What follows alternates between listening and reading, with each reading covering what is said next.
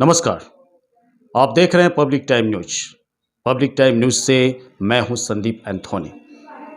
इस वक्त मैं मौजूद हूं इंडो नेपाल बॉर्डर रक्सौल में और यहां पर चुनावी जंग छिड़ी हुई है सभापति की। तो आज हमारे बीच में ऐसे एक युवा मौजूद हैं जिन्हें सन ऑफ रक्सौल के नाम से पुकारा जाता है, जो कि एक युवा समाज सेवी भी हैं और इनका नाम मनीष शाह हुआ। तो आइए हम आपको सीधा परिचय इनसे कराते हैं और आपको जानकारी हम ये भी देना चाहेंगे कि ये यहाँ से सभापति का ये चुनाव लड़ रहे हैं।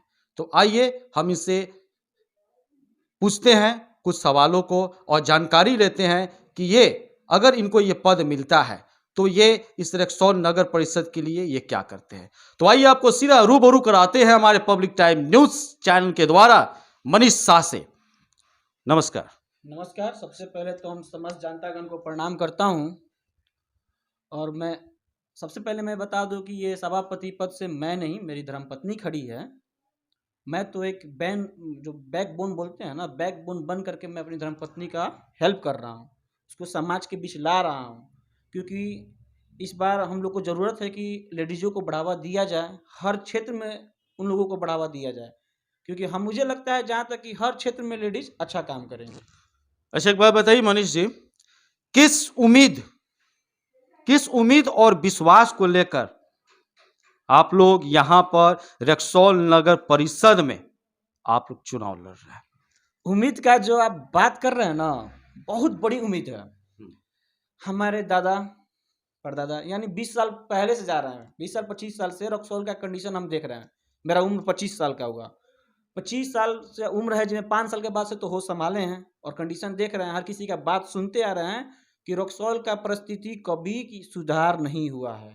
हर कंडीशन से आप जैसे कंडीशन खोज लीजिए, चाहे वो रोड का प्रॉब्लम हो, जाम का समस्या हो, नाली का प्रॉब्लम हो, जो भी समस्या हो, मतलब समस्या का कमी नहीं है, समस्या का पूरा भंडार भरा हुआ है रक्सौल में, बहुत ज्यादा है ना। ये छिपाने वाला बात नहीं है, हमको दिख रहा है, आपको भी दिख रहा है, सब किसी को दिख रहा है। लेकिन समस्या का समाधान कैसे होगा, किसी को नहीं दिख रहा है। तो किसी को नहीं दिख रहा है, रीजन दिखता है। समस्या का समाधान इंसान को दिखता है, नेता लोग को कब दिखता है, चुनाव का जब हमारी चाचा हैं आ जाएंगे तो काम कराएंगे, ये हमारे बड़का भैया हैं आ जाएंगे तो काम कराएंगे। लेकिन ऐसा कुछ हुआ है? अभी तक कुछ हुआ है? नहीं हुआ है। क्या आपने यहाँ पर, आप चूंकि आप लोग चुनाव लड़ रहे हैं, तो आप हमको बताइए, क्या आपने यहाँ पर नगर भ्रमण किया है? हम नगर भ्रमण किए हैं, हर वार्ड में गए हैं और ऐसा कोई वार्ड नहीं है जहाँ का इंसान खुश हो। हमारे माता पिता गार्जियन समान जो इंसान है खुश हो, सबके सब अपना दुख व्यक्त करते हैं कि भैया हम क्या बताएं कि कंडीशन इतना खराब है। तो देखिए, अगर कंडीशन जाहिर सी बात रहता कि अच्छा होता रक्सौल का ना, तो हम नहीं आते चुनाव में, क्योंकि हम अपने कपड़े के काम में खुश थे, हम अपना जो बिजनेस व्यापार कर रहे हैं उसमें खुश थे। लेकिन अगर हम लोग अब नहीं आएंगे ना, यूथ अगर नहीं आती है, कंडीशन कोई समझने वाला नहीं है रक्सौल का। ये चीज़ हम ही को अब ठीक करना है, हम करेंगे। अगर हमारे रक्सौल के समझ जनता का नाम पे विश्वास करती है कि उनका बेटा अच्छा काम करेगा, अगर उसको हम चुनते हैं, उस पर विश्वास करते हैं, तो ये अच्छा काम करेगा ना, तो उनका बेटा का कर्तव्य बनता है कि उनके विश्वास को टूटने नहीं देगा। काम तो बहुत बेहतरीन करेंगे, इतना अच्छा काम करेंगे कि लोग का सोच से भी आगे, 2 कदम 10 कदम आगे रहेंगे, इतना अच्छा काम करेंगे। यदि आप लोग को जिम्मेदारी अगर मिलती है, पद अगर मिलता है, तो आने वाले समय में रक्सौल जो कि एक इंटरनेशनल मार्केट है, आप लोग इस क्षेत्र के विकास के लिए क्या कदम उठाएंगे? अभी तो यहाँ पे हम देख रहे हैं कि बहुत सारी समस्या है, आपकी बातों के अनुसार सड़क से लेकर हर एक चीज की यहाँ समस्या है। रक्सौल के लोग इस चीज को नहीं भूले, जो कि एक इंटरनेशनल मार्केट है और इंटरनेशनल जगह होने के बावजूद भी यहाँ पर रक्सौल की यह स्थिति है कि यहाँ पर चलना भी मुश्किल हो जाता है। बिजली से लेकर नाली से लेकर हर एक चीज की समस्या है। अगर आप लोग सभापति, अगर आपको ये पद मिलता है, तो आप हमारे रक्सौल के लिए, इस क्षेत्र के लिए, इसके विकास के लिए आप क्या कदम उठाते हैं? देखिए, रक्सौल एक इंटरनेशनल सिटी है। पता है कहाँ है? किताबों में है और हमारी जुबान पे है। रियल में रक्सौल इंटरनेशनल सिटी नहीं है। हम लोग नहीं बनाए हैं।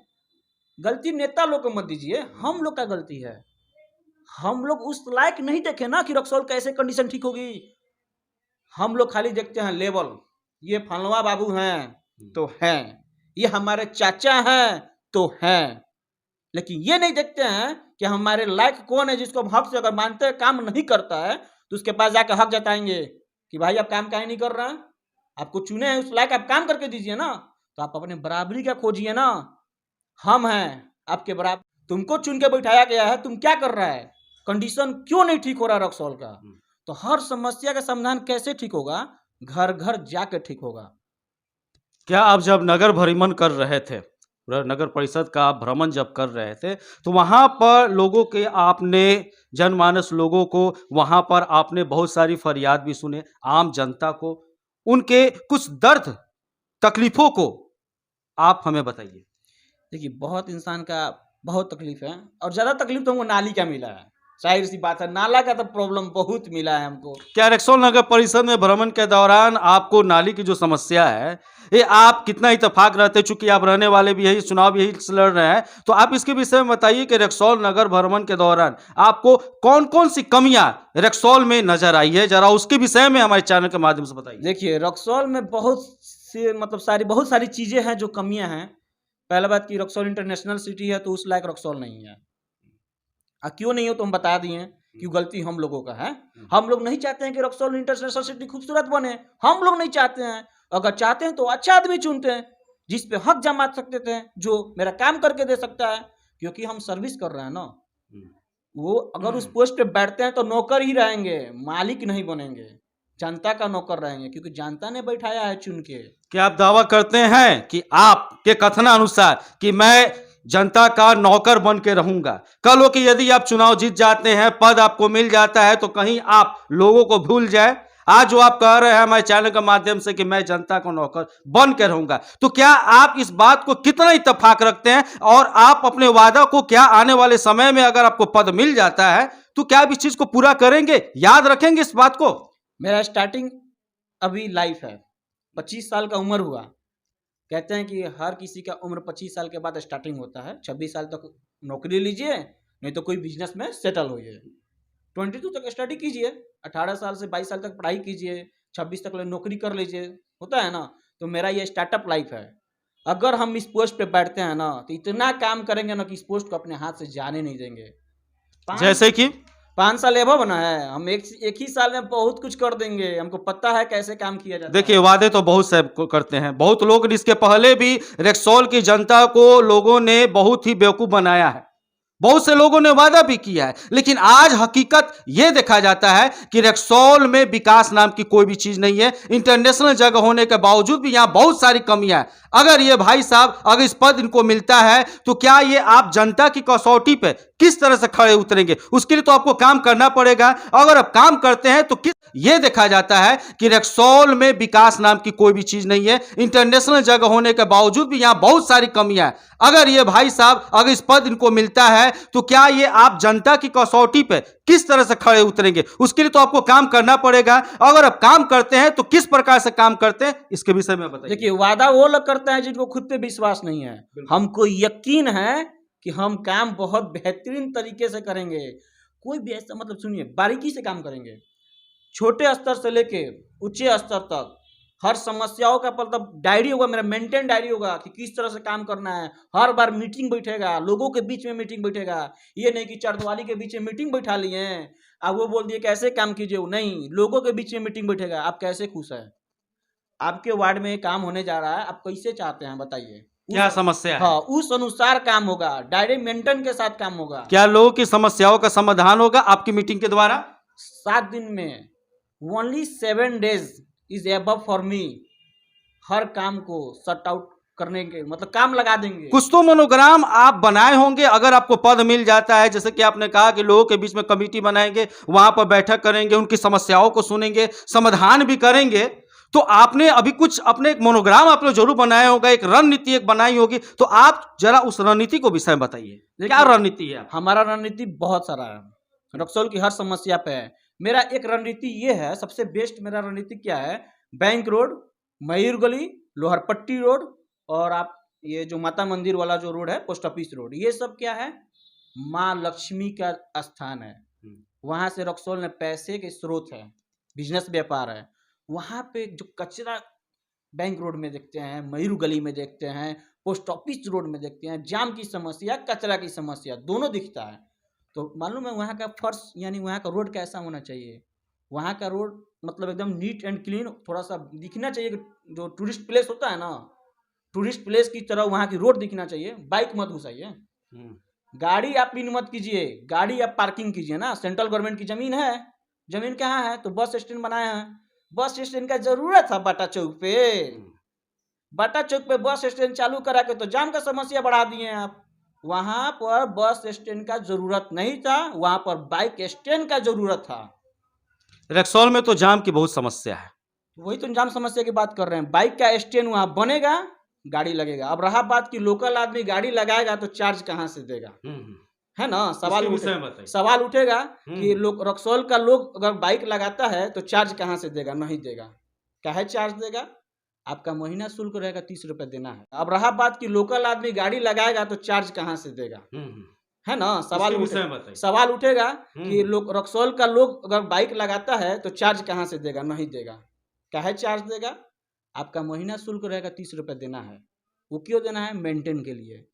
चार्ज उनसे लिया जाएगा जो नेपाली प्लेट लगाएंगे, एक इनकम स्रोत हो जाएगा। 10 रुपये देंगे, दिन भर में तुमको लगता है कि 1000 गाड़ी जरूर रक्सौल में आता है, तो समझिए कि एक दिन का इनकम स्रोत कितना हो गया, 10,000 से अबव ही होगा, बहुत ज्यादा होगा ना। उससे पार्किंग कितना मेंटेन रहेगा, हर तरफ कैमरा लगा रहेगा, चोरी नहीं होगा। बाइक कहते हाय बा हमारा बाइक हुआ ना SBI के सामने से चोरी हो गया, बैंक ऑफ इंडिया से चोरी हो गया, बोलते हैं ना, बैंक ऑफ इंडिया के सामने से चोरी हो गया, SBI के बैंक के सामने से चोरी हो गया। क्या है चोरी होगा भाई, पार्किंग का व्यवस्था दिए हैं, पार्किंग में लगाइए, शुल्क थोड़े लग रहा है, आपका कार्ड बना के दिया जाएगा, कार्ड दिखाइए, बाइक लेके जाइए, चोरी नहीं होगा।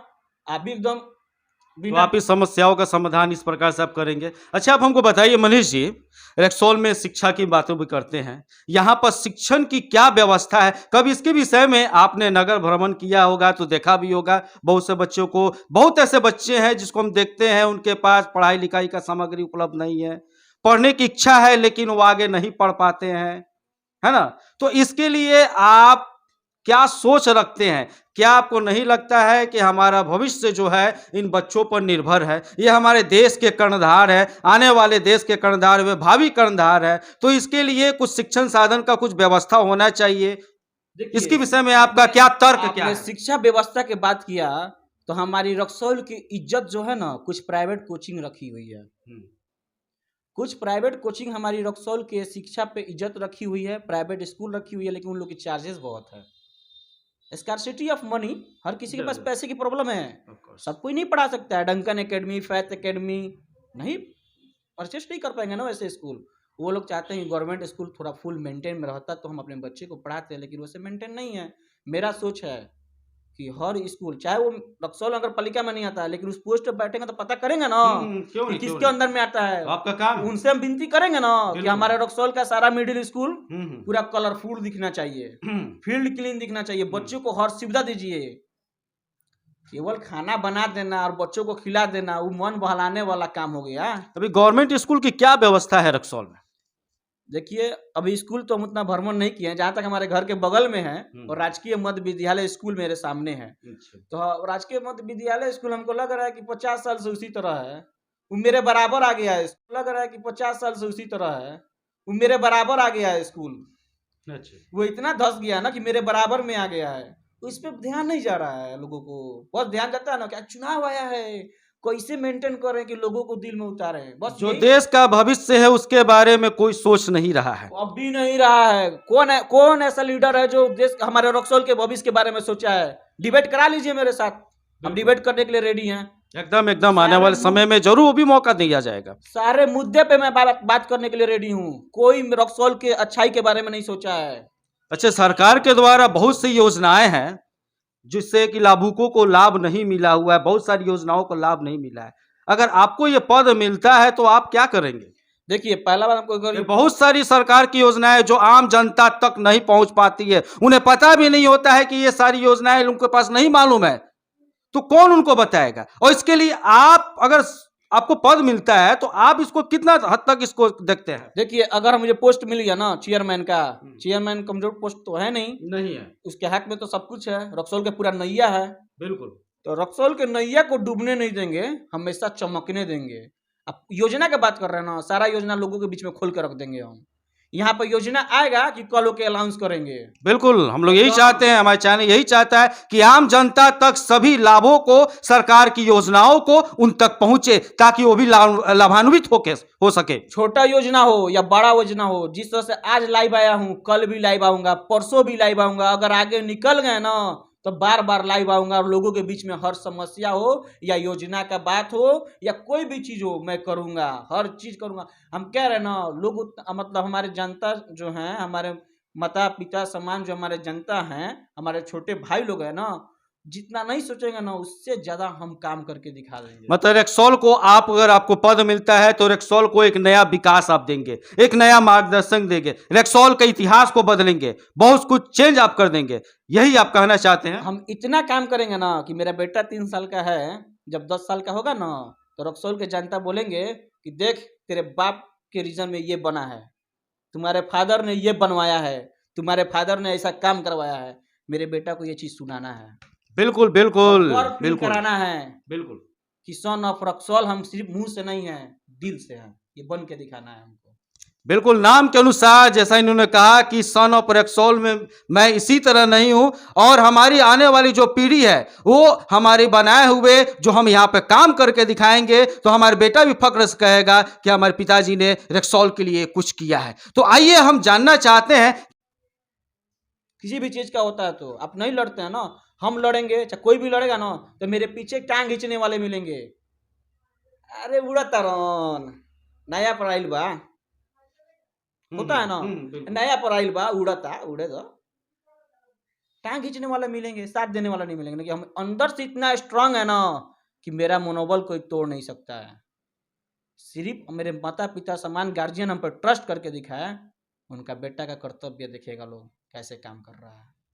रहा बात एयरपोर्ट का ना, तो वो भी उसके बारे में भी हम बात करेंगे, आगे समझेंगे कि क्या ऐसे करेंगे जिससे एयरपोर्ट का भी मतलब चालू हो, एयरपोर्ट बने। रक्सौल में इंटरनेशनल सिटी है, अंतर्राष्ट्रीय एयरपोर्ट है, जाहिर सी बात है चालू होगा, इनकम स्रोत बढ़ेगा, रोजगार बढ़ेगा, साइड में सारे जमीन का वैल्यूएशन बढ़ेगा, वहाँ पे शेड बनवाइए, छोटे छोटे दुकान लगवाइएगा, ऐसे तो ऑटोमेटिक लग जाएंगे। जब एयरपोर्ट चालू होगा तो बहुत बहुत विकास अच्छा एक होगा। बात बताइए, यहाँ पे जो गवर्नमेंट हॉस्पिटल है ना, थोड़ा उसके बारे में आप बताइए कि उसके विकास के विषय में बताइए। बहुत सारी कमियां वहां भी पाया जा रहा है, तो उसके विषय में आप बताइए।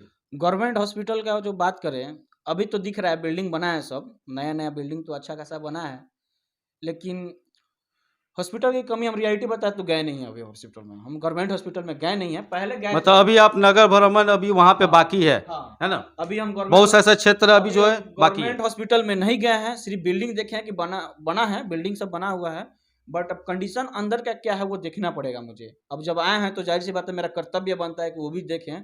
आपने याद दिलाया तो उसके लिए भी हम जाएंगे, इसके लिए हम क्षमा चाहते हैं कि हम वहाँ क्यों नहीं गए।